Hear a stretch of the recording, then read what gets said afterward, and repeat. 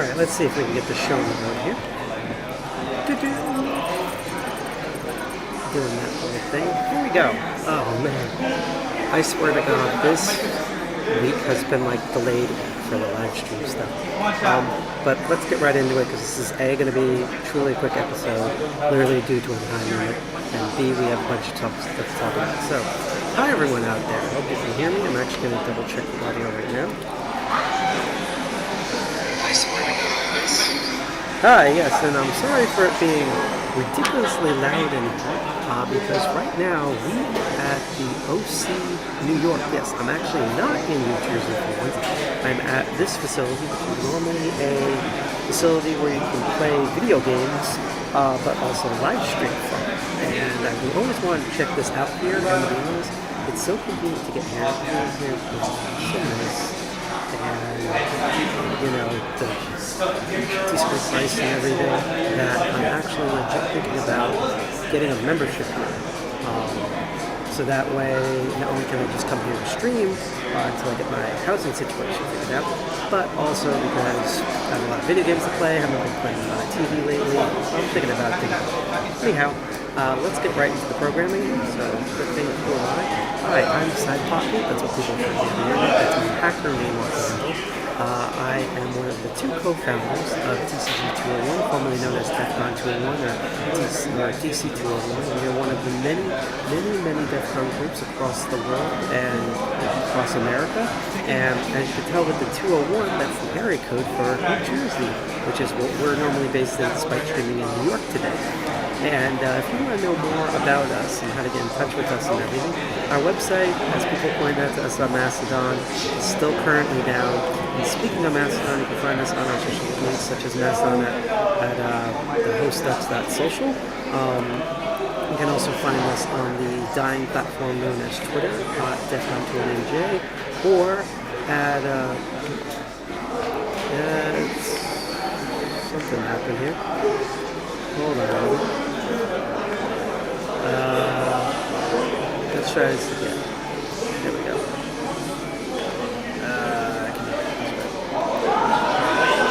I also don't have the mouse today. I forgot to bring it, so that's why things are kind of looking right now.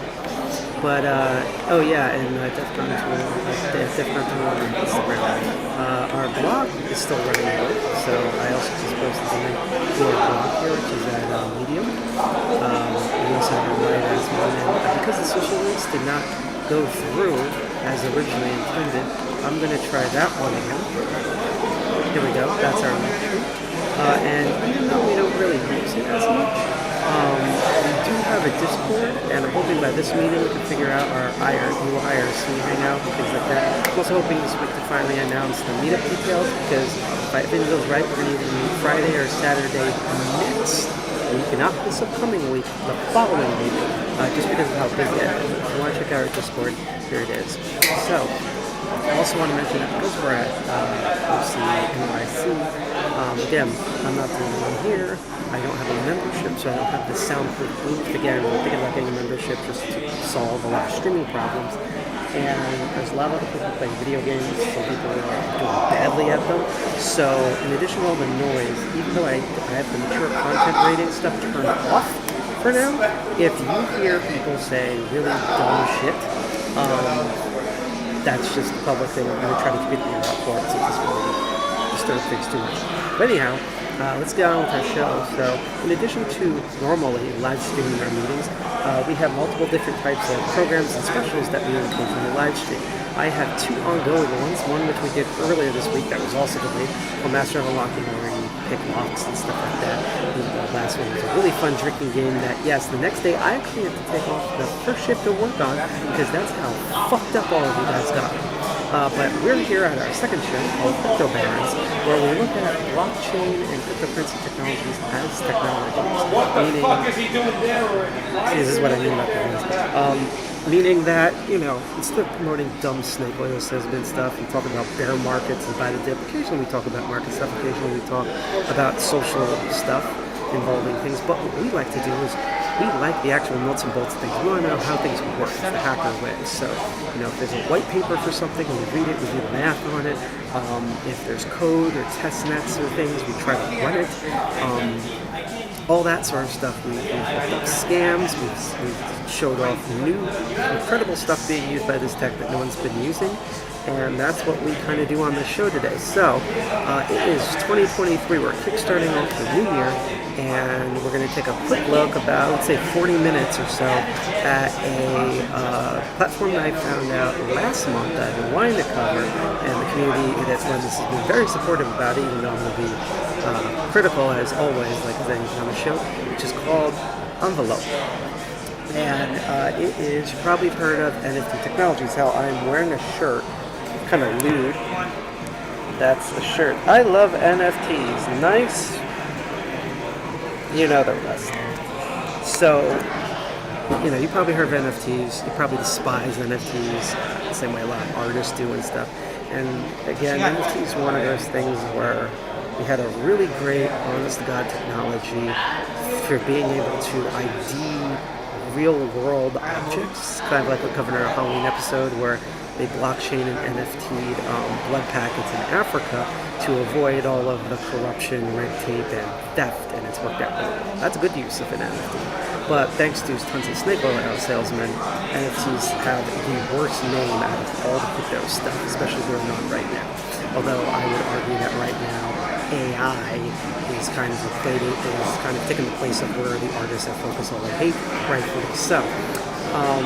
What we're going to look at in this episode is an interesting concept which is called an NFT wrapper, which is the idea that you can take multiple assets digitally and on the blockchain and wrap them all into one NFT. So it's kind of like you think of a zip file where you take a bunch of files, you put it in a folder, and then you zip that folder and then it's compressed. It's a similar idea where you can take things like images, video, documentation, financial things, tokens, and just wrap them all into the NFT themselves. So that's what we're going to be looking at, which is envelopes. Now here's going to be the tricky part. We're now going to go into desktop mode, and I have an alternative for this because the good news is that OBS allows to use mirror mode, which we kind of haven't gotten working. We're going to see if that still works. If not, I'm going to have to quickly load up Firefox and move everything over and the technical music break when we do that. But cross your fingers. Let's see if this actually works. Here we go.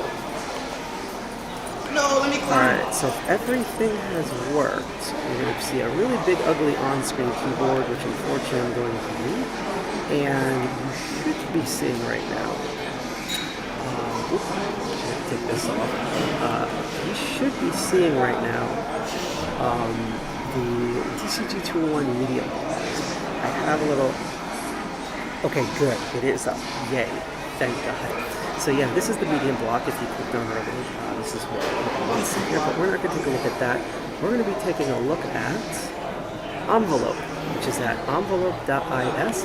We're going to make everything really trippy briefly. And I'm going to copy past everything. Now you kind of see behind the scenes of how we actually make the episodes real quick. And by the way, I'm going to have also a delay reading the chat. So I do like an interactive chat, and if you like the stuff that you see, please make sure to follow us on all the main platforms, which is Twitch, DLive, and YouTube. We were supposed to do a special thing involving DLive and blockchain streaming tech, but I'm going to save that to the next episode this month. That's just everything should work out. Should be the last Saturday of this month, because everything kind of got delayed a week thanks to New Year's and some of the if you are following us on YouTube, make sure to click that bell and turn on all notifications, because YouTube is a quote-unquote piece of shit. And as you probably have seen multiple videos on YouTube, YouTube just fucking hates their content creators, even though they rely on it. Just being fully honest. So yeah, you can follow us all there. If you do, get a little notification and we cheer you on because it's great.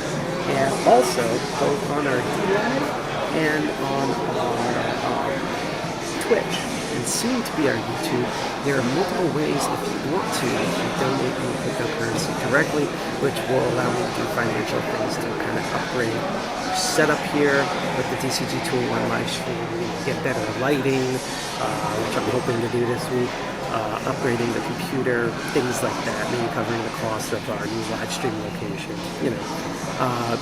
I believe on our Twitch we have a bunch of stable coins in Ethereum. On DLive we have our Tesnor wallet and BitTorrent coin, stuff like that. And in the future on the live stream you will see our different wallets, and Grow should also have a listing of those on YouTube on the website. So anyhow, let's take a look at Envelop. This is their main website here. As it says, is a Web 3.0 application, and it's a cross-chain multi-tube protocol, providing, as they say, true value to your NFT.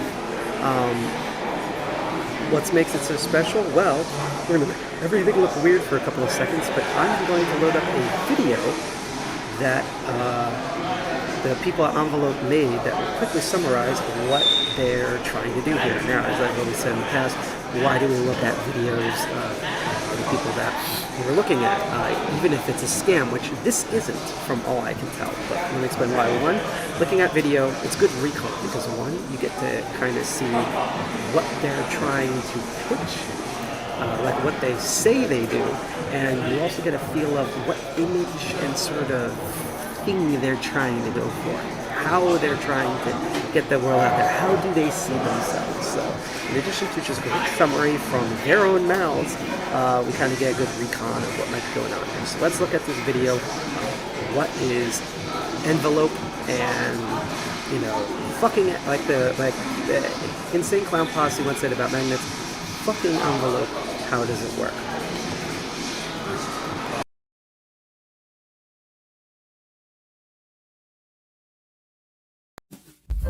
Blockchain. B-L-O-C-K chain. Digital money, smart contracts, NFT, IDO, decentralization, transparency. So many opportunities, but so many challenges. Some financial manipulators, by their actions, confuse blockchain solutions and block their development. The idea that the blockchain should bring copyright and royalties protection to the next level is quite old. But the realizations of these ideas are not perfect at all. There is another problem of determining the value of a particular cryptocurrency or NFT. These and other problems need to be solved. Fortunately, the blockchain infrastructure is evolving.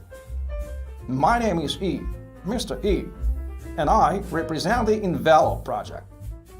Many things have already been invented in the blockchain today. Tokens, smart contracts, platforms for creating your own coins, NFTs, exchanges for buying, selling, and exchanging all these blockchain resources. Envelop is another step in the development of crypto technologies.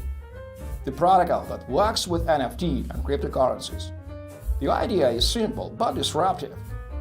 Let's assume you have an NFT, Bitcoin and Ethereum. Using the Envelop protocol, you can wrap the original NFT accompanied with several tokens. Technically, you get a similar NFT, but what is the breakthrough here? Once wrapped, the token has a number of additional features that were not available before. The minimal cost appears. It is provided with coins wrapped together with NFT. An asset wrapped with Envelop has a number of properties that allow the original author to receive royalties from the resale of that asset. Various rules can be applied to the wrapped token. For example, a lock period for unwrapping. It secures the asset till the determined moment or safeguards it from speculation during the hype period. At the same time, wrapped tokens can be transferred and traded. These are just some of the scenarios for using Envelop. NFTs become more popular, and the tools provided by Envelop expand the opportunities of NFTs utilization. Wide application possibilities are achieved due to the fact that, in addition to the protocol, the project includes a number of subsystems. The protocol provides functions wrapping and unwrapping.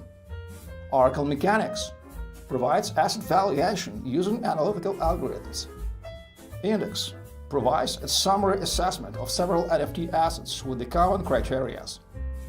The project has its own token, which connects all elements of the system. Altogether, this is Envelop, a tool in the blockchain world for building modern and secure systems in various fields. Find more info about the project on the website. Envelop. Make your NFT valuable. Just practical. no hype. I like that slogan. Okay, so first of all, I was not expecting a cartoon talking envelope. There's been new videos lately about the weird sort of cartoon animations that cryptocurrency and blockchain tech is putting out there. They've been really embarrassing, and I can't tell if it's truly embarrassing that, or if it's kind of so odd and embarrassing that it wraps around and kind of becomes adorable in theory. I honestly don't know. Especially with the weird voice they were using. It's also kind of a weird breath of fresh air with that voice, because I'm so used to like the high generic woman voice or the guy in the office space. I was not expecting like, hi, I'm Ralph the plumber sort of voice coming from the top of the booth. But the second thing is that, so as you can see here, not only can you wrap a bunch of assets, but it seems to solve a bunch of other things. Like, for example, by wrapping tokens in there, you can have value that's directly on the NFT itself instead of an abstract value, as well as being able to, I guess, slip money with the artwork. And it has an interesting point of it solving the sort of, well, first of all, obviously we're hackers. We don't really make a big deal about copyright. The only reason why we make a big deal about copyright using non-copyrighted stuff is not only a value thing, but also because other organizations, plus, what do you call it? Plus the horrible organizations like the FCC, unfortunately give a shit about copyright, even though we don't, and yay for the copyright. What's that called? Like Copy Left Day. It's when a bunch of stuff that Public Domain Day, where a bunch of stuff becomes public domain. And this year, that also includes the movie Metropolis, which is one of my favorite movies of all time, and sci-fi movie, silent era film. Love it. And so now you can just show that wherever in the United States, at least. It's a place to go for a flash. And but it doesn't solve an interesting thing, because background, I'm also a gamer, and one of the things that video game companies have been struggling with and being terrible about is this idea of reselling your game. So the idea is that they sell the game once, at a store, and then there's a whole aftermarket where people can just, trade in and resell games, and they get all the money, and the developers don't get anything in the resale. It's just like having a used car or something like that, or a used computer. And so there's been terrible ways of them trying to lock things down and making money. This is fascinating because by naturally just trading the NFT with all the assets wrapped into it, it claims that you can actually, because the NFT address when wrapped, or the WNFT as they call it, the wrapped NFT, still traces back to your account. Every time someone resells it, you get a piece of that commission automatically without locking down rights or something to other people's access to it. That's actually really fascinating, and I feel like if there was more like blockchain tech like that with their world, especially in gaming, there'd be more like cool adoption like this. Instead, snake oil salesmen have just completely ruined everything. I'm looking at you, Bankman and Elon Musk and all these assets. So they say there's three main things involving Envelop. You have the protocol, which is the actual wrapping part. It distributes the royalties and does the values. Then you have Oracle, which, by the way, for a hacker, terrible name, because all I think about Oracle is Oracle, the company, and all of its awfulness. And Oracle monitors the transaction of the NFTs. So obviously, by the way, this is probably not good use for privacy, to be fair.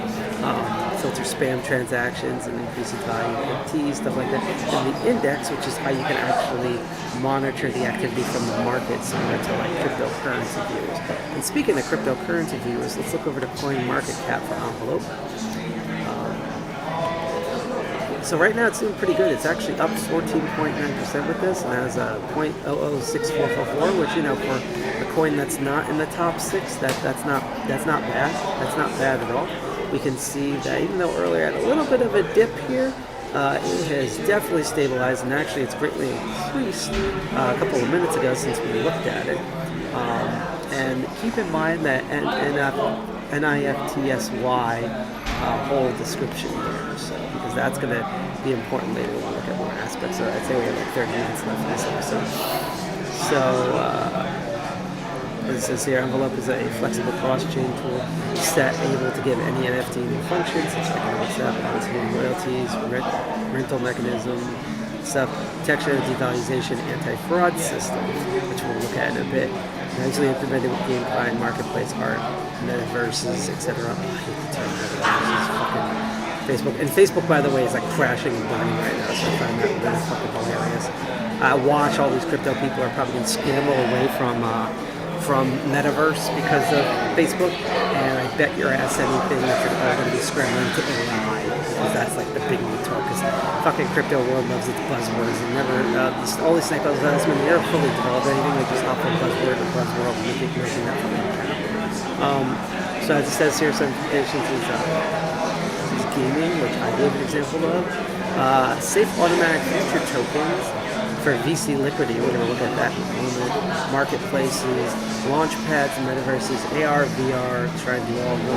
Has extensive partnership list, and I want to take a note about some of these partners here, because something you're going to realize is that Envelop, as I understand it, is oh, cool. TT's here. Apparently, someone from Envelop is here to answer the questions about Envelop. I hope I'm doing a good coverage job. Again, I didn't really quite research this beforehand. We're just going to kind of jump into it. And so I might answer questions, ask questions from the chat if they're still watching. And I will say that I am hoping to do a follow-up episode next month on this, where we can have the actual developers on here and I get to pick their brain about it. But this is just sort of like the crash course in this. Again, I was supposed to stream like 3 hours ago. Personal stuff got in the way, and now we're streaming. So from what I understand, and I should actually open the page for it, the team goes to their Telegram group, is that Envelop is mainly done by a group of Eastern Europeans. I believe that they are Russian. That's not a thing against them. I'm just a note here, because some of the blockchain stuff we look at is American or Chinese or is global or African, which we're going to be looking at a lot, by the way, in February, is stuff from Africa. So I'm just putting a note out there that, you know, this seems to be Eastern European backing, seems to be primarily Russian backing. So good on them. Let's see, brief questions and answers. A bunch of achievements. The first WINO. Let's see here. And again, we're going to get that SAFT whole system soon. And the world's first farming WNFT. And I'm actually going to click this. Let's see what this brings up. There's a whole. Oh, okay. This is actually the whole connect aspect. We'll look at that later. But yeah, there's a whole thing about that. Instead of using like staking, it's using a whole thing called farming. So in a couple of seconds, we're going to look at that. I guess before we do, I'm going to quickly load up the documentation here real quick. And we're going to look about what they talk about with wrapped and unwrapped here. So let's load up that video real quick, and then we're going to kind of go in right into the white paper. And white paper, we're going to look at a bunch of different aspects of how it works, and then we're going to kind of do a brief look at of the code. Maybe we'll even try to run it. But let's first check out this video, what they mean by wrapped and unwrapped and how you do it. So here we go. Everything's going to look weird. Hang tight. Hold on to your butts.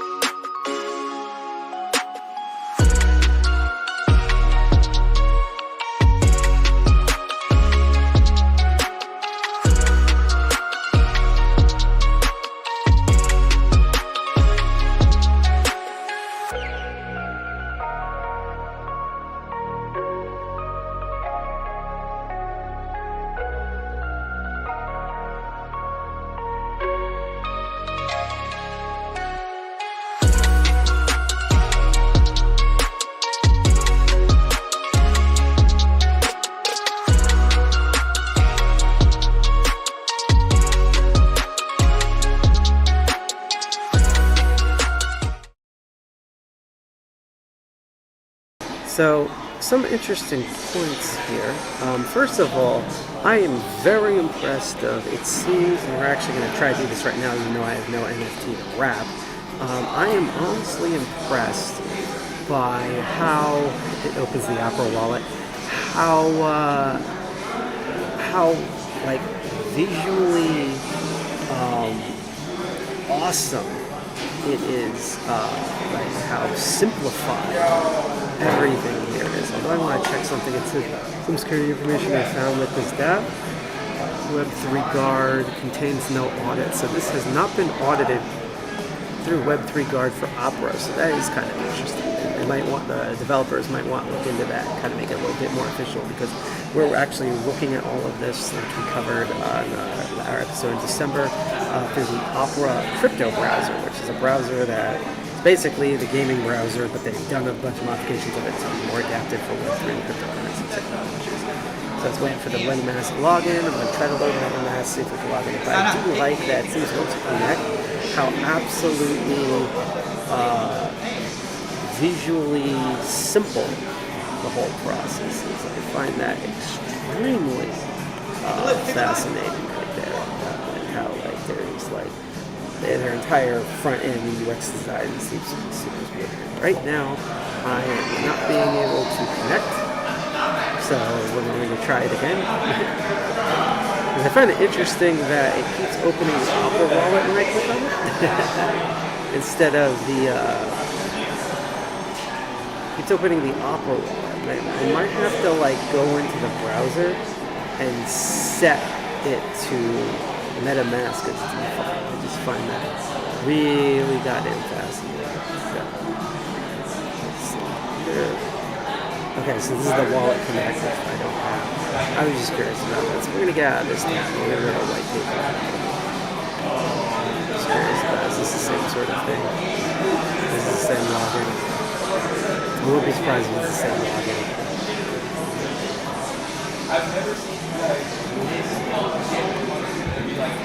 So yeah, this is kind of the landing page for everyone to connect. Connect the wallet again.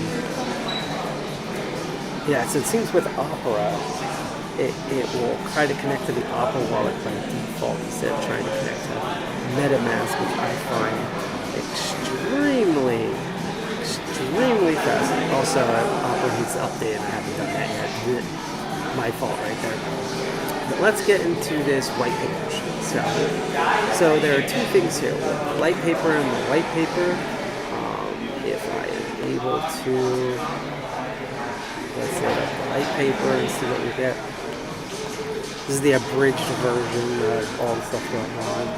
So let's see. So first of all, they just give up on the abstract. They're just like, look, if you want details about this, just go to the white paper.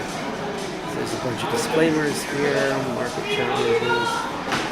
So their challenge is market speculation, securing NFT tokens with analysis.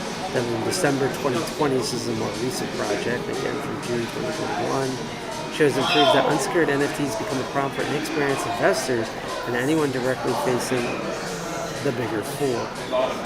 So that is kind of a problem. Again, everyone kind of jumped into the NFT market automatically and just did not think about it, which is how we got so much stink oil in the first place, because it was so new, we couldn't really have any trusted or verifiable sources and all of that shit. Very interesting. I'm watching a little bit gameplay over here. Anyhow, second problem is solution integration nowadays with DeFi and key segments on the DEX and DAO markets are developing. Most important instruments is liquidity, but the transfer is complicated due to three factors. One, a variety of decentralized or distributed tokens. There's DDS, not to be confused with DDoS or DDoS. B, multivariate token standards, and complexity and technical integration. So as we saw with the login, it seems that A, they're trying to simplify the process, and B, as it says, you can add, when you add tokens, they have like some of those common ones. I saw Binance on there. I saw USD stablecoin, all of that. Transparency, peer-to-peer markets, and DeFi. So that seems to be their whole thing. So hypostasis of this project is a cross-chain aggregator, a formalized value of assets, an automatic anti-fraud system. I really want to see if in the white paper we can look up like the actual anti-fraud system. Let's see. So the Oracle is apparently the fraud system that applies classical and or AI anti-fraud. I wonder what they mean by classical there, or anti. They mean classical like just simple checksums as opposed to AI, which I guess is more dynamic. I don't know. So as each market for the potential risks. And that seems to be that for the light paper. So now we're going to back our ass up and we're going to move over to the white paper proper. So this is the NIFT SY core document. So let's see if we can get maybe a more in-depth look. What the fuck is going on? So Envelop, which is known as NIFT SY, which I imagine was probably the original project name, based on coming with 3 trends covered. So let's look at some key terms that they're doing here. So they define artificial intelligence of its property of intelligent systems performing creative functions that are traditionally considered prerogative of humans. Probably look for the dictionary of that. Second order is an NFT as a result of route transactions, any number of assets and complexity, such as finance, tax. So it's just all the stuff that we've been talking about on the show. Let's look at some figures and facts. This is just finance stuff which I mentioned. Let's go into the protocol itself. Briefly describe the SuperDAO protocol. First problem the project had to solve the objectivity of collecting data. As part of being handled by protocol, i.e. formalizing within the on-chain entities of any blockchain by means of NFT mechanics. They're doing collateralized debt obligators, which we've talked about in a previous episode. Let's keep going. NFT has a new order. Because what I'm trying to find, like, actual, like, here's my thing. We might not be able to get to the tech and, like, math stuff until we probably get to the GitHub code. And that's what I'm trying to look here. Let's see. NFT applies a simple token collection transition system first stage scoring evaluation assets. So it is using ZK. I don't know if they're using ZK smart. They are actually using ZK methods, which we covered 2 years ago when we talked about security cards. So that answers that question. Let's see. So they're using a scoring system, anti-fraud system. Let's see, create on the basis because on the first stage, all the results is transferred to protocols and sources through ZK mechanisms, such as supplied by any other oracle. So basically what Oracle does, from my understanding, is that while it uses ZK mechanics by default, it can actually point it to look at other sources to verify whatever thing you're wrapping. That's fascinating. So it can look at DDS registers, open data from the other oracles out there, statistical data, markets are basically able to point to now. I can say that if somehow an attacker got into the Oracle portion of the system, they could potentially make a fake either other Oracle or DDS registration and then try to basically make it look at that so that it looks legit and then pass that on. So I'm already seeing that conceptually as a vector form of attack. Again, we're hackers. This is how, even when it's not the most technical thing we're thinking of, this is how we look at everything. It's not a fault to developers, I want to clarify, because I remember the hollow chain people got really confused by this. Anytime we're like, this could be a possibility, that could be, we're not, unless it's us yelling out a scam, we never shit on developers when we're pointing out potential, that's the keyword, potential flaws. Again, I'm looking at it for the first time. I won't know. This is why I want to do a follow-up with the developers to pick their brain on this so they can give me direct answers in the future. But when we look at stuff and we're like, this could be a flaw, this could be a vector point for attack, we're not saying, oh, this is shitty, you shouldn't use it. This is just our brain constantly being a hammer and looking at everything as nails. That's what we do as hackers, and this is how we improve software so it can be even more secure and more useful than what it already is, because that's kind of the hacker goal there. We want to improve things by taking them apart and smashing them down. We don't want to smash things down just for the sake of it and offer more solutions. Because hackers without solutions is basically Lizard Squad. Alright, so that solves that question that we had there from the white paper. Let's see, the possibility to use NFTs for dirty activities outside of our communities. Yes, protocol can be used by drug dealers and criminals of other kinds, just like any other tool wants to go outside the reputation scrape to reduce.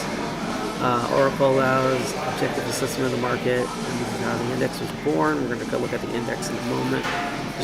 Oracle has potential for secondary analysis, like storing rarity NFTs from often. Oracle allows to search for anomalies or different orders, and thus serves formally as a protocol, but already an understand tool for unification of markets. Oracle passing stage is scoring classic anti-fraud, AI anti-fraud, the tools for blah blah blah. Let's see. So that kind of summarizes all of that. Let's see. Since Oracle is built on transactional reputation model, it can be used by services for a wide variety of activities, such as authorization on DEX without KYC. We're going to cover DEX and exchanges in like the next 3 months. That's a topic we've been wanting to do for a while. I'm shocked we haven't got there yet. Let's see, able to decrypt funds anonymously. My question though is that if Oracle is looking and tracking stuff, and if people are getting commissions on the NFT, I don't know how it can be anonymous.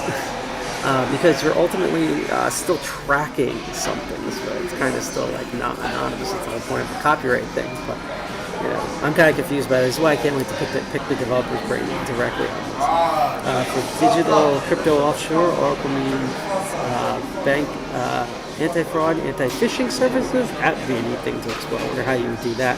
LC performance analytics and creation of unified database of NFT standards, which is definitely something that we need. Especially something that's not open sea, which is really kind of open fucked at this point. See the index. This is basically the tracking thing. We are going to look at the index, or I believe the index really quick. And again, as they said in the video, it has its own token system. So that's fascinating. Kind of wish we had a bit more details.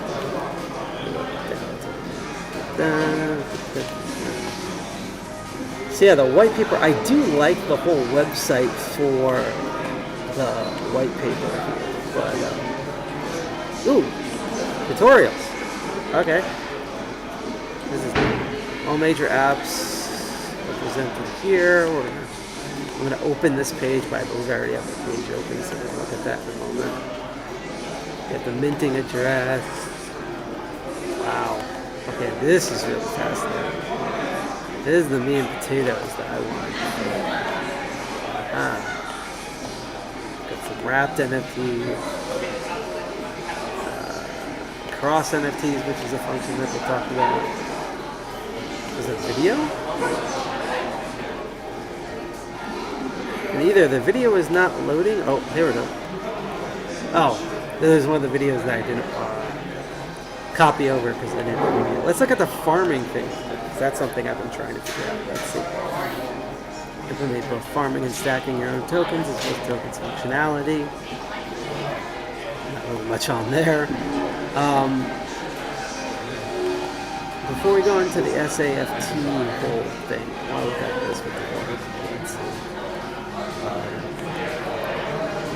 We already looked at how to wrap your NFT. What I'm trying to figure out is...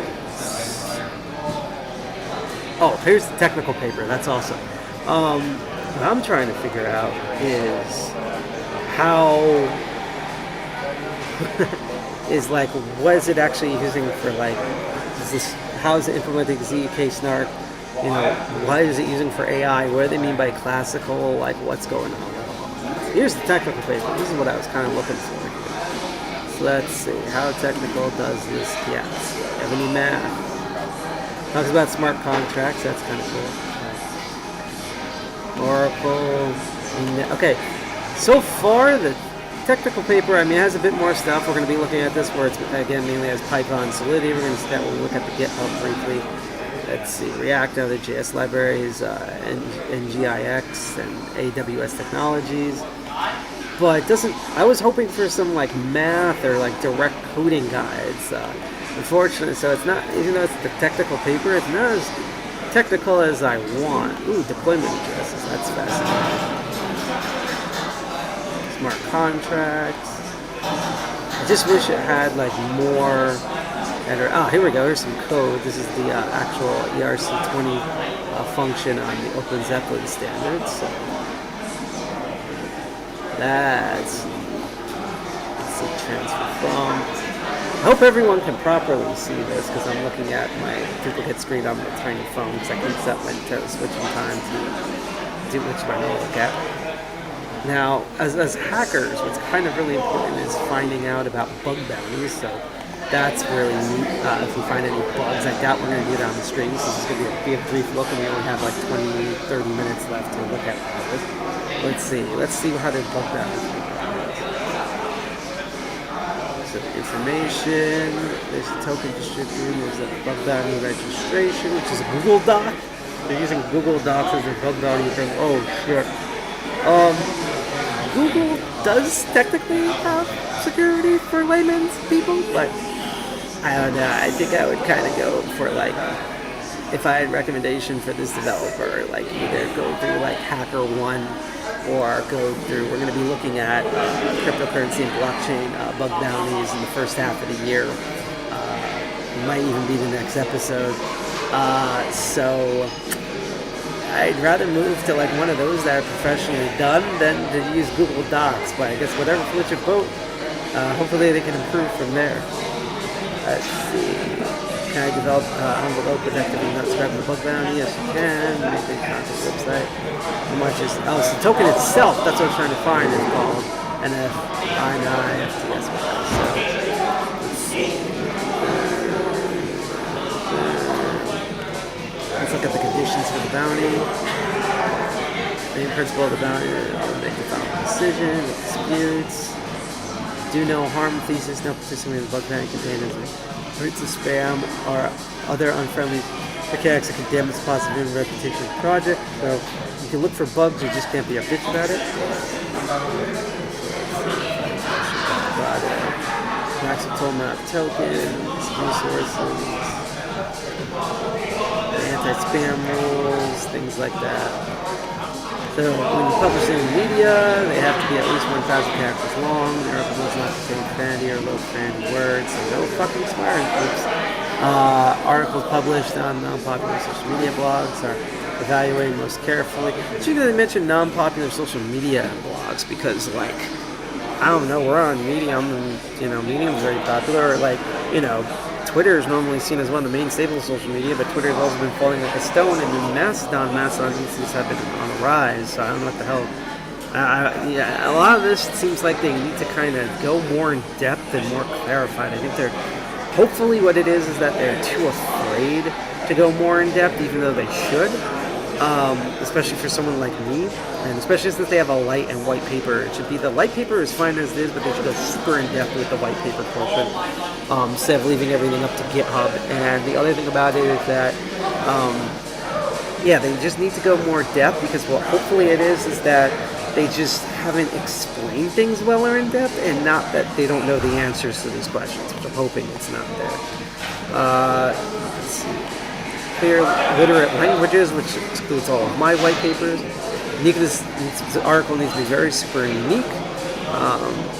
It shouldn't violate any search engine rules, which would be fascinating, especially with hackers. Let's look at the bug bounty itself. We hack to learn, use the web. So, attack critical would be blocking to users unwrapping WNFTs against collateral, using users' funds losing during wrapping additional collateral, withdrawing tokens as collateral. We have like 20 minutes left. Withdrawing. So all of this is stuff that they're like will ship themselves with. Something that will make the poo go out their butthole a little bit is unauthorized adding address smart contract for either the whitelist or the blacklist. Decent concerns are unbound gas consumption, increases gas consumption with every next operation, which is why you skim off the top essentially, blocking possibility to wrap itself, and blocking possibility to add collateral to something that's wrapped. The low priority, but still something of concern, is creation of conditions, get methods of trading data, and for me, a critical high one should be fooling the Oracle with its credentials. I just like that. That to me is just sort of a problem. Oh wait, here is the default. Okay, so I just selected the. I forgot you could do this. So I just selected it to MetaMask. We're gonna go back and we're gonna try to link at it again in a moment. But let's see if we can look at some other things here. Ooh, that could not be reached. Fascinating. Very fascinating. Okay, really interesting because I think this is the proper news story.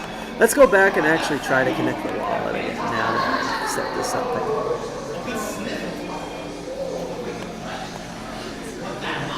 Okay, that was interesting. Hold on, let's try it again. Let's try this again. By the way, again, if you have any questions about this, apparently we have someone in chat from the dev team who's willing to answer questions about this. And again, if you like the content that you see on this live stream, you love streaming and Godly Light, you can follow us on Twitch, Live, and YouTube, which is our three main ones. If you do, there'll be a notification will show you on. Note that if you do follow us or subscribe to us for free on YouTube, make sure you hit that bell and turn all the notifications on because YouTube fucking sucks. Let's try this again. MetaMask. Why is it still opening the Opera wallet? Do I have to do it manually every single time on each page? Alright, let's try that again. Let's see. Was it on the Opera wallet? Okay, so I do have to change it between the pages. So I changed that to MetaMask. It's going to reload again. Let's see if we can connect now. Jeez, MetaMask. Here we go. Yeah, I'm Elite Hacker. I've solved that problem that I was so dumb I didn't realize it existed. We're going to link our wallet now. Very logged into MetaMask and stuff, so hopefully no sensitive data should pop up. And I will say in about 5 to 8 minutes, we're going to try to look at the code, and then we're going to wrap up the episode, just like the way Envelop does the assets. Wow, this is taking a while. And also, just to let everyone know, at the end of the stream, if I can get it working now, allegedly DLive turned back on their treasure chest system, which was a cool way to distribute lemons. Yes, I can actually connect it this now.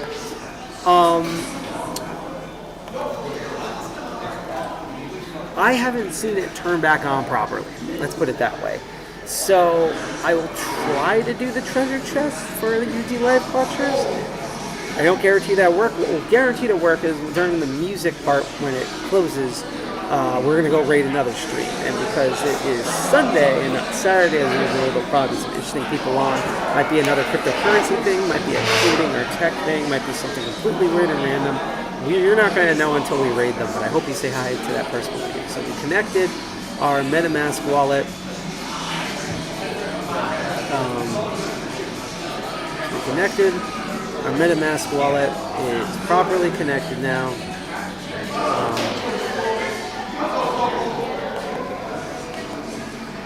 And you can see we have it linked here. Let's see.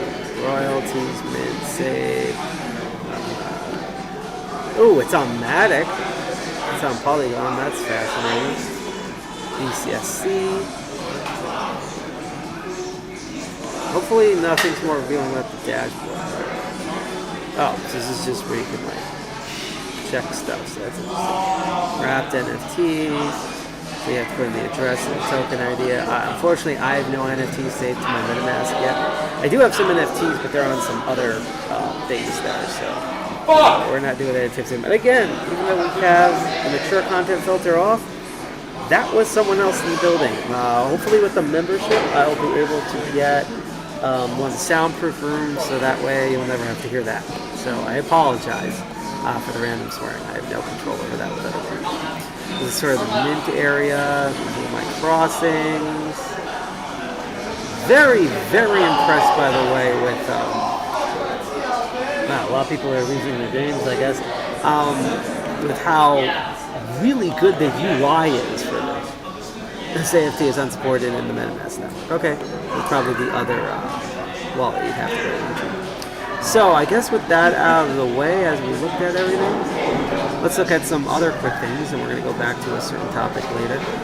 Let's see, so we have, these are decentralized applications. We have seasonal wrapped NFTs.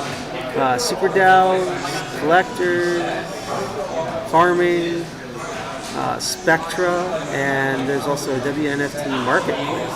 We're going to try to load up these different ones, see what pops up.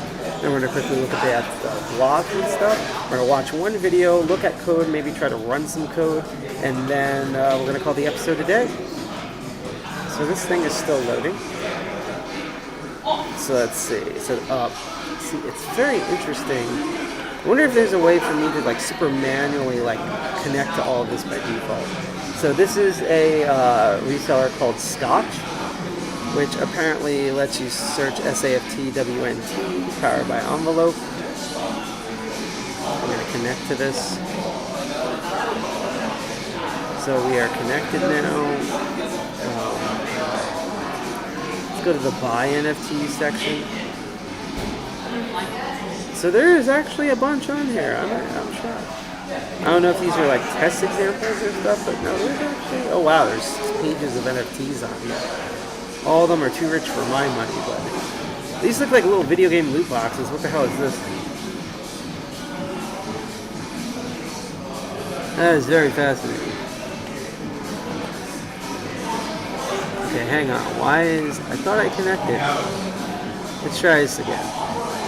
And then we'll continue.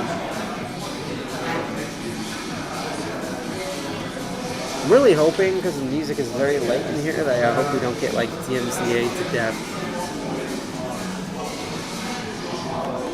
Oh, you have to sign this. Okay, now we're logged in properly. Alright. Project tab. OTC engine, secure derivatives, Scotch is a no code OTC engine? Interesting. For new class of digital assets, Envelop, Unibox. Very interesting. I wonder if we can somehow look at the code at this. I'm going to exit out of that. Let's go to the back here. So let's see. So apparently they are seasonal WNFTs. Let's look at that real quick. Oh, this is good because the Chinese New Year is coming up. There's going to be a Master of Unlocking episode if everything goes right for Chinese New Year, so we're not going to cover Chinese New Year's on here. But apparently you can buy and send and wrap the type of envelopes that, funny enough, with the red envelopes that are usually used to celebrate Chinese and East Asian New Year, where they kind of put money in them and give them people, which makes sense because when you wrap stuff, you can add tokens. So again, cute application for this. I think if to Chinese people in crypto should probably look at this more in depth. That's fascinating. Apparently they also had a Christmas one for a while. Yeah, because I saw this being advertised before, so that's interesting. And then they said new opportunities. Let's look at the Spectra thing and then continue on. Again, like I said, we're just looking at envelopes. This is sort of a quick look. Let's see, Metaverse oh Lord, ads in the Metaverse. Isn't Facebook trying to cover this? This is like, don't show Zuckerberg this because he's already tanked his company enough with shit like this. You're giving him like, this is a bad idea, and you're gonna give him more bad ideas. Let's fuck that. Let's skip that right now. Let's look at the whole farming thing. All right, so I know this mistake. So we go over. We're gonna switch over to MetaMask. God, I wish they were open later on a Sunday. On a Saturday. Is it Saturday or Sunday? I forgot. Sunday. Yeah, because we were supposed to stream yesterday, and bullshit happened, and then we were supposed to stream at 8 p.m. I was supposed to be here at 7. Even more bullshit happened. So welcome to, all of this. So this is the whole, like, farming staking method, which I still don't fully know how that works. We didn't really see it in the white paper description, so whatever. This is their whole this is the Medium blog they have. This is what is the envelope, how to wrap an NFT with envelope, how to unwrap it, Envelop's smart NFT roadmap. Let's look at that real quick before we look at the video. Protocols, IPFS support and UX improvement. I didn't see any option for IPFS support, which we covered 2 years ago in November, and we should probably revisit that again. Hopefully we get to see that again. Launchpad. Oh God, I didn't even know they had support for Launchpad. Interesting little roadmap here we have.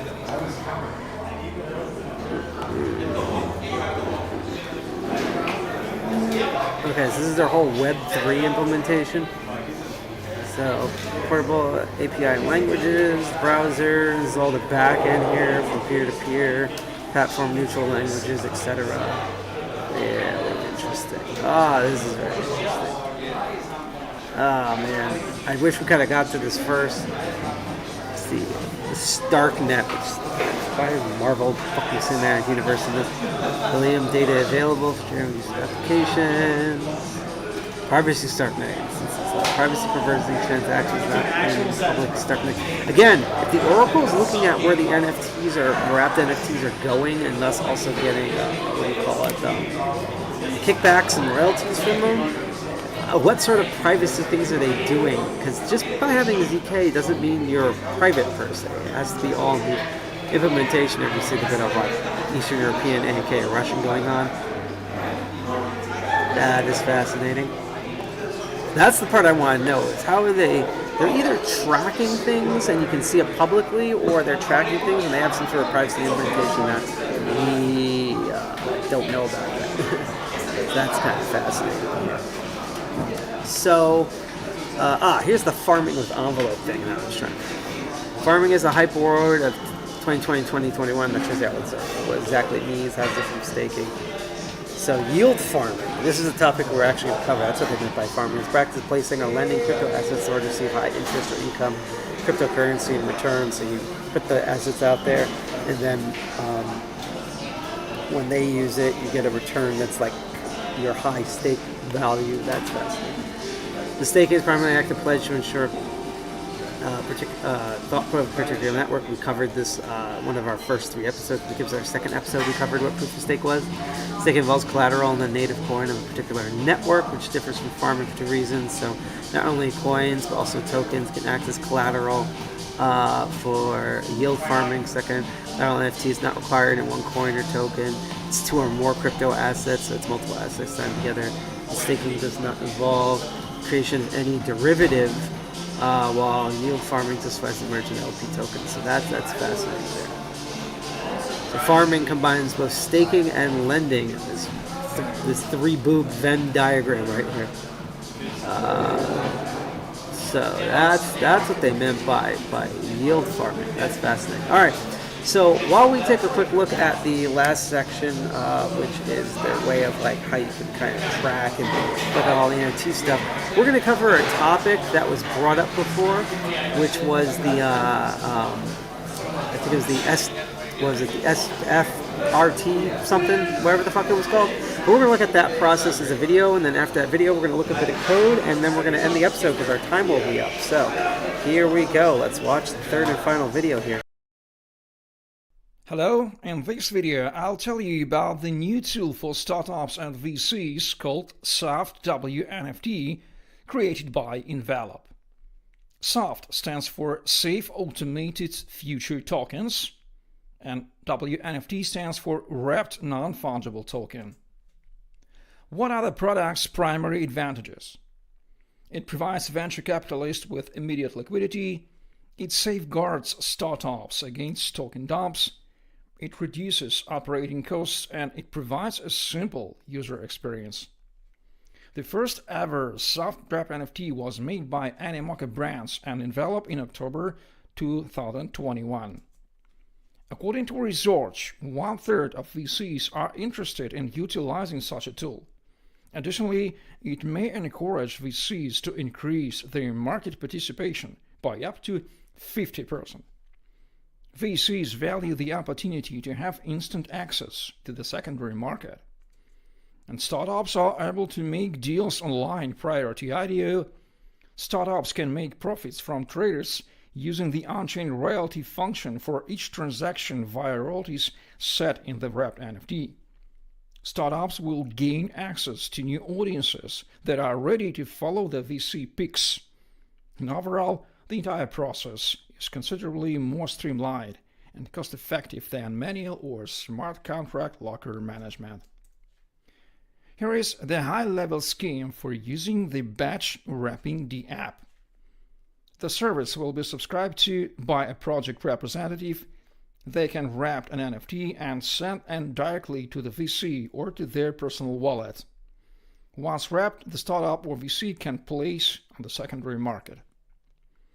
Here's the example of the user experience interface. The first step is to purchase a subscription to utilize the tool. The second step is to wrap the NFT with the required time locks and royalties. And the third step is to transfer to VC or personal wallet. There are three primary methods for wrapping and distributing wrapped NFTs to VCs. First, separate, wrapping each NFT individually. Second, cluster, a group of NFTs inside one wrapped NFT like a bag. Third, matryoshka, inspired by the famous dolls, where one wrapped NFT contains several wrapped NFTs, each within the other, with varying time locks, which will be unwrapped according to unlocking or vesting periods. Additionally, the project can list their wrapped NFTs directly on the Scotch marketplace. This is some Russian doll shit. Marketplace that displays and filters the true parameters of wrapped NFTs, ensuring that each end knows exactly how much collateral is inside, when the unlock period expires, and if any on-chain royalties or fees are set. Here, VCs can immediately sell their wrapped NFTs, and this marketplace also enables crowd investing and participation by smaller retail investors in startups via soft-wrapped NFTs. The wrapped NFTs can be distributed on other marketplaces, such as OpenSea. However, until integration with other marketplaces is implemented, the full contents of wrapped NFT and filter features are exclusive to Scotch.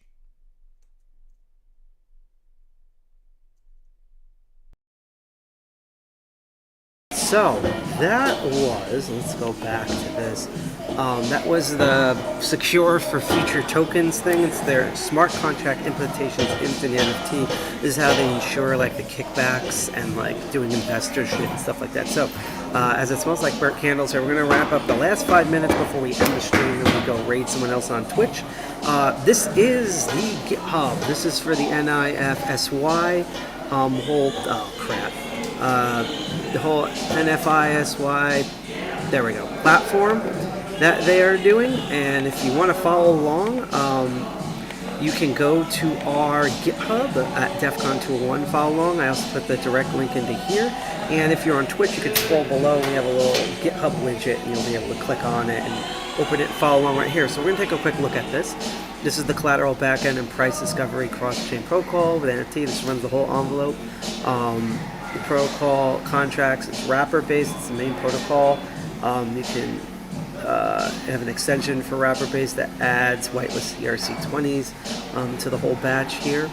As you can see here, it's a mix between Python and Solidity with a little bit of JavaScript kind of put everything together. Let's see what we have here. Let's look at the contract section real quick, and then we're going to try to run this. We'll try to run it. If not, we'll do it next time when we introduce the developers. So let's see, so we have, let's look at the multi-wrapper for the ERC721. That's fascinating. See, this is why I wanted to get here earlier so we had extra coverage time for this, because we're going to end the stream in about 5 minutes. Yep, so this is definitely a Solidity. This is a Solidity contract here. Pulling all the strings, name, symbol, base URL. Hope everyone can see this here. I'm actually going to zoom in just a bit more, just so that it's like chonk text so everyone can properly see it at home. It has the whole minting system and everything for the 721 distribution token. Ooh, this is the wrap distributor. Let's see if we can look at the wrapping function here. Let's see, wrapper distribution. So it maps. Okay, so it's going to map to that. And has a set gas limit. That I guess is constructed once you wrap everything with the ERC and the other assets. So this is the way the wrapper is, using the Unit 8. There's some dynamics here. You can add the collateral there as its own unifier. That's very fascinating. I like this. I like this. And I can also read along well. Wish I had a little bit better documentation, but it is very interesting implementation and set up here.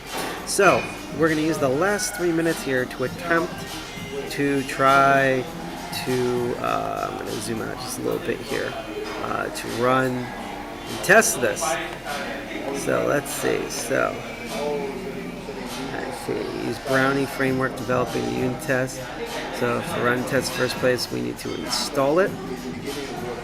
Okay, so here's what we're gonna do. First, we probably should have did this earlier, But let's go in here. We're going to copy that, and we're going to go into terminal mode real quick. We're going to try this. I'm going to give myself about 4 to 5 minutes and then end the stream. So we're going to get rid of all this weird ugliness over here, and let's load up the terminal. Ta-da! Okay, so the first thing we're going to do is git clone, sudo git clone, and then we're going to add the URL. Everyone's going to probably try to guess the password that I'm typing, though it doesn't really matter. What? Hold on a second. There we go. So now we're going to clone in there. So now when we list, we should have all of this. We should be able to cd into... Oh, shit. CD. What the? Oh, yeah, I forgot. This is the weird... This is why I have the dumb on-screen keyboard for.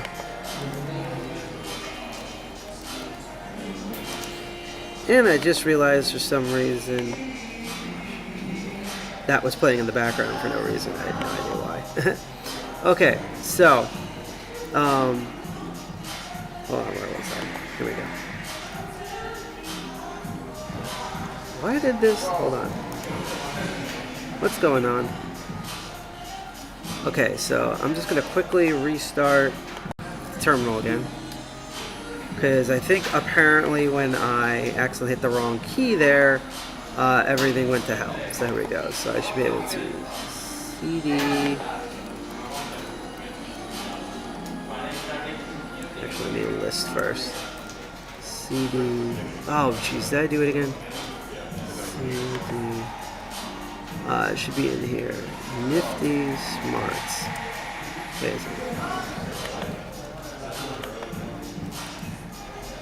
NIFT SY Smarts. Okay, so we should have all of that in there. And now that we have all of that in there, let's try to do that install real quick. I'm gonna give myself 2 more minutes for this. Let's see if we can do this really fast. So I don't know which proper version. I'm just going to use the one. Let's see, should I just use the example? Okay, we should have that as a prerequisite in there. Let me just double check. Brownie installation methods. We should have the right dependencies for this, because regardless, I'm going to end the episode in about 3 minutes. So I'm just going to use what they list here.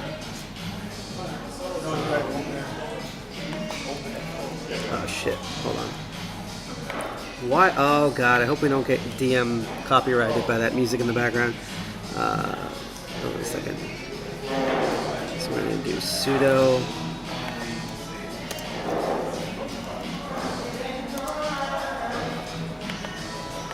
try this again. Oh jeez, what the hell's going on here? Copy. Yeah, we're totally going to get DMC'd by this. Okay, so unfortunately we're not going to be able to run testnet tonight in time because we have to install Brownie, and I'm stupid and I did not install Brownie in time because I thought I'd be here earlier, so that sucks. I'm just going to start doing this to see if anything happens. Okay, so that actually installed fast, so let's see how fast I can install everything, because we do have a time limit on here. I have to basically leave in like 3 minutes. Okay, so that's Pix is installed, so it's ready to go. So let's install Brownie really quick. Let's see how fast we can install this. There's a failed command. Failed. Okay, so that failed.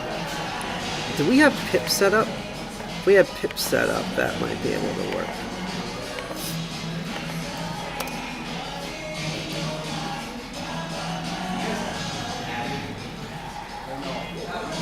Wow, it's a lot of failed key rings right there. Jesus Christ.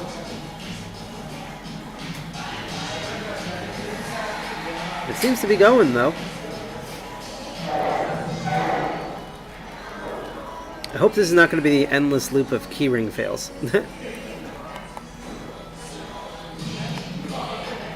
I just want to see if we can spell Brownie real fast. God, I wish I got here earlier so we could have more time to futz around with this. These are a lot of different key rings, Jesus Christ. And we are definitely going to get DMCA'd in the background here.